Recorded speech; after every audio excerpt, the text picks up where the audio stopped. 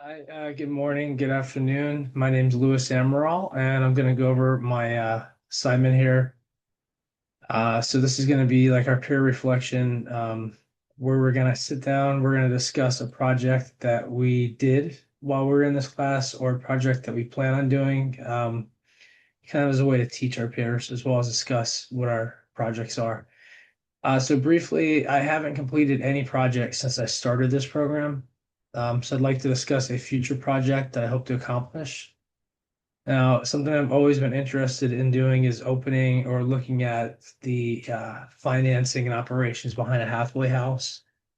I do see there's a serious need for these types of sober living communities, especially in Phoenix. And I have stayed in a few. I know if I put a little effort in, I can make improvements in the processes and build a safer place for clients to come to get better. Most of the halfway houses that I've seen are seriously lacking the proper personnel to manage their businesses. They'll put another patient or resident in charge of another one and then allow people who have become sober to work in the office as intake specialists or even managers.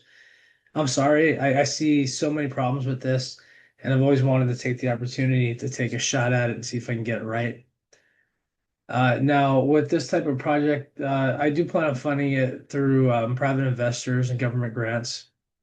Some of the available government. All right, so I do plan on using many project management tools that were taught in this class to ensure the best outcomes. Before I even start, I would need to do a ton of research to see what properties are available, what the current supply and demand are for the halfway houses in the valley here, what the average costs are, and what the average earnings are. Once that part of the project is cleared on, I will move on to creating the business plan that includes a project charter that would authorize the project, that would include the scope, objectives, and the stakeholders. I would move on then to creating a work breakdown structure and an outline of a budget at that point.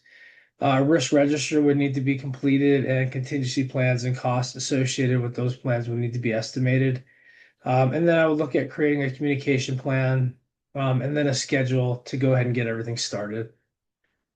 So one of the biggest challenges I believe with this project would be providing safety and quality of the service to someone who qualifies to live in the halfway house, and what they deserve to have, as far as quality and service. So most people I've seen use these homes, they use it to integrate back into society. So it's kind of like a transitional point in their lives. I've seen a lot of veterans in these homes that needed to get reassociated with life after experiencing trauma or life-changing events in the military. Usually they had suffered some type of substance abuse related trauma from the prescription pills that they were being provided for whatever their specific case was.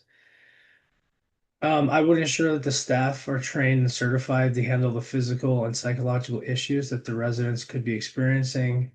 I would work to ensure that continuous education is provided to the staff to ensure that they stay up to date and stay up on the current changes required for the care of the residents. And lastly, I would also need a large master insurance policy company to protect my business from any unforeseen liabilities. As I look forward to be better able to understand how to support the operations of a facility that has such a diverse group of clients and needs to work in close coordination with other facilities, it could be law enforcement, social workers, medical facilities, labor groups.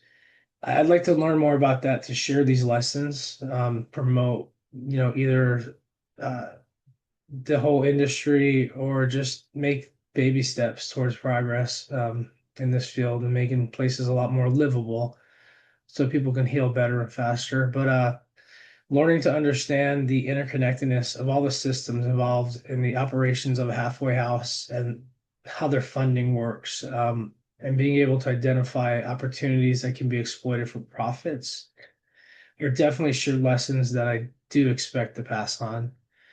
And then lastly, one piece of advice I'd have is learn the value of PMI's 12 principles of project management and the PMI code of ethics. Work on aligning these principles and ethics with your personal values.